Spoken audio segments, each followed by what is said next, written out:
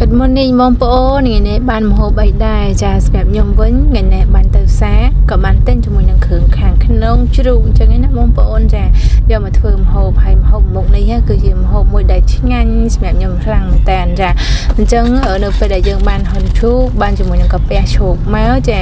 សម្រាប់ខ្ញុំផ្ទាល់ដើម្បីលាងជាមួយនឹងហ៊ុនជ្រូកគឺស្អាតគឺដាក់អំបិលចាបន្ទាប់ពីដាក់អំបិលហើយចាលាងឲ្យជ្រាវទឹកហើយយើងមកធ្វើការចាជំរះជាមួយនឹងទឹកម្ដងទៀតចឹងណាបងប្អូនចាតើពីចម្រាស់ទឹកហើយយើងយកអ្វីដែលมันល្អហើយបងប្អូនសម្រាប់ការលាងជាមួយនឹងហ៊ុនណាពេលដែលបងប្អូនបើកទឹកចាបើកទឹកដាក់ចូលក្នុងហ៊ុននឹងតែម្ដងគឺលឿនចាហើយរបៀបស្ងោររបស់យើងដាំទឹកឲ្យពុះខ្ញុំដាក់កុលខីដាក់ដែងដាក់ស្ក្រូចបាមនឹងមកចាបន្តមកទៀតចាធ្វើការដាក់ហ៊ុនចូលដើម្បីកុំឲ្យឆ្អាបចឹងណាចាអញ្ចឹងយើងធ្វើការបង្អស់ជាមួយនឹងហ៊ុនរបស់យើងនេះឆ្លៀនពេលវេលាចា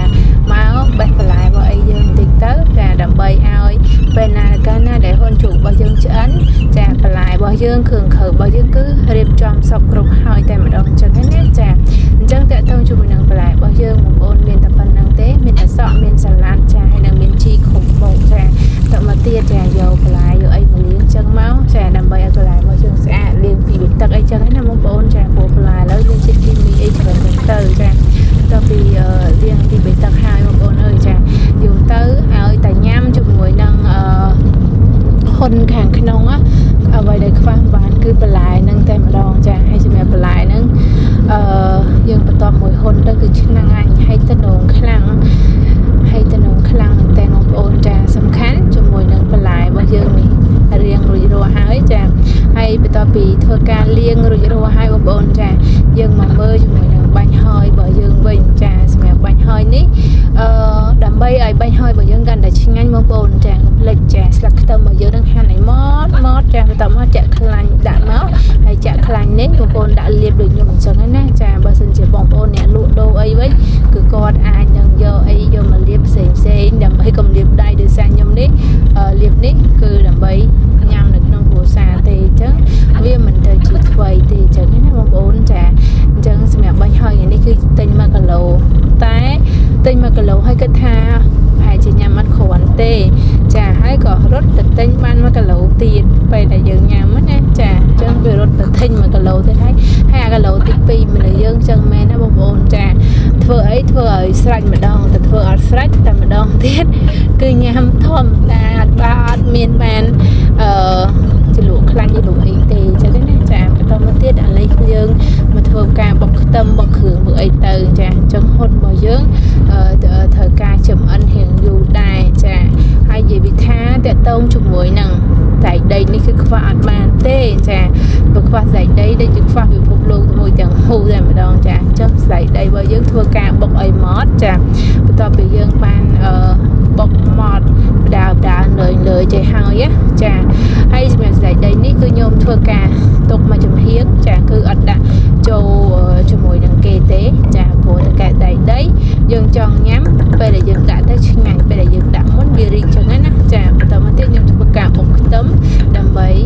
បុកទឹកគ្រឿងចាអញ្ចឹងសម្រាប់បុកការបុកខ្ទឹមនេះគឺខ្ញុំដាក់ម្ទេសហើយសម្រាប់ម្ទេសបងប្អូនអាចហាន់នៅខាងក្រៅបានព្រោះអ្នកខ្លះក៏ចូលចិត្តហឹរអ្នកខ្លះក៏ចូលចិត្តហឹរចឹងទៅចាដូចគ្រូសាខ្ញុំមានក្មេងៗច្រើនចាអញ្ចឹងបន្ទាប់ពីបុកម៉ត់ហើយខ្ញុំធ្វើការដាក់ទឹកត្រីចូលចាដាក់ស្ករដាក់ប៊ីចេងបែបហ្នឹងមកចាហើយវាធ្វើការលាយហើយការលាយនេះខ្ញុំមានជាមួយនឹងការ៉ុត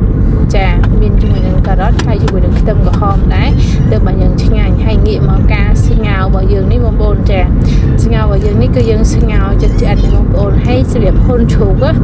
ហ៊ុនជ្រូកក៏ដូចកាពះជ្រូកនៅពេលដែលបងប្អូនស្ងោរ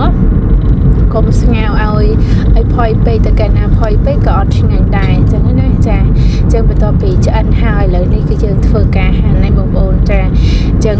តកតងជាមួយនឹងការហាន់នេះនេះទៅតាមចំណងចំណូលចិត្តទេបើយើងនៅមានថ្មិញអីច្រើនអីធម្មតាអីទេប៉ិនវ័យបើយើងយុគ30ជាងអីហ្នឹងណាចាបងប្អូនអាចហាន់រៀងធើតិចទៅតែបើក្មេងៗហាន់រៀងទូចហើយល្អិតតែបើសិនជាមនុស្សចាស់វិញណាចាអញនិយាយបានថាគឺស្ងោររឿងផុយហ្នឹងមិនគាត់ញ៉ាំភាសាកើតចឹងណាព្រោះចាស់អាយុកាន់តែច្រើនទៅគាត់មិនសូវជាតាពីអីដាច់ទេអញ្ចឹងតើតើយើង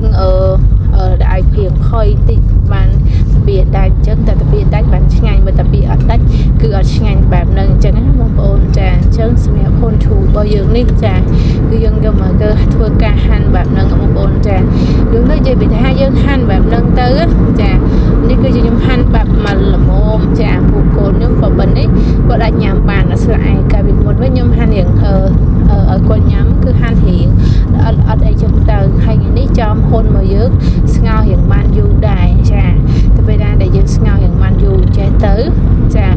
rồi hôn mà dứt bây ở mình này tha ở tôn pếch ở trên pếch cứ mà là mồm đây mà đòn